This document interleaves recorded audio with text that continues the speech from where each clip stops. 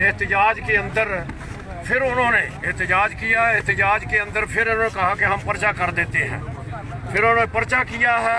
फिर डीपीओ साहब से इन्होंने रब्ता किया है। डीपीओ साहब जो है उन्होंने आके ये सारा प्रोग्राम बनाया, क्योंकि डीपीओ साहब के साथ मेरी चपकलश चल रही है।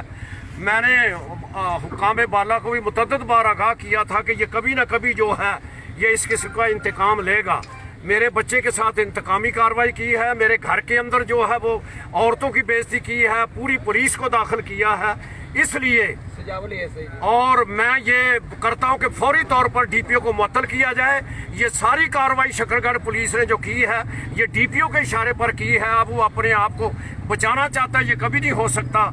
इंशाअल्लाह अज़ीज़ हम जो है इसका बदला लेके छोड़ेंगे। इसने ज़्यादती की है, अगर हम अपने अवाम की जिसके साथ ज़्यादती है उसकी भी ना सुनेंगे तो फिर कौन सुनेगा। यहाँ पर ये दबाना चाहता है आवाज़ को, और ये कहना चाहता है कि मेरा फ़ौज के साथ ताल्लुक़ है। फ़ौज किसी के साथ ज़्यादती नहीं करती। ये फ़ौज के साथ ताल्लुक़ बता के ये लोगों पे साथ जुल्म कर रहा है। मैं फ़ौज के सरबराह से भी अर्ज़ करूंगा, ये आपको बदनाम कर रहा है, और उस बदनामी का जरिया ये मैं मुतअद्दिद बार चिट्ठी भी लिखी है।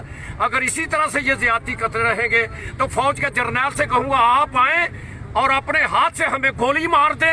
हमें फख्र होगा कि पाकिस्तान की फ़ौज ने हमें मार दिया है एक डीपीओ के ताल्लुक की बिना पर। बस मैं इतना ही कहना चाहता हूँ।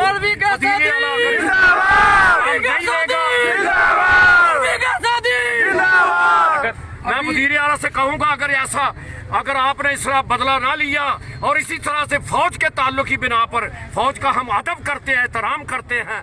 मेरा नाना फ़ौज में था, मेरा बाप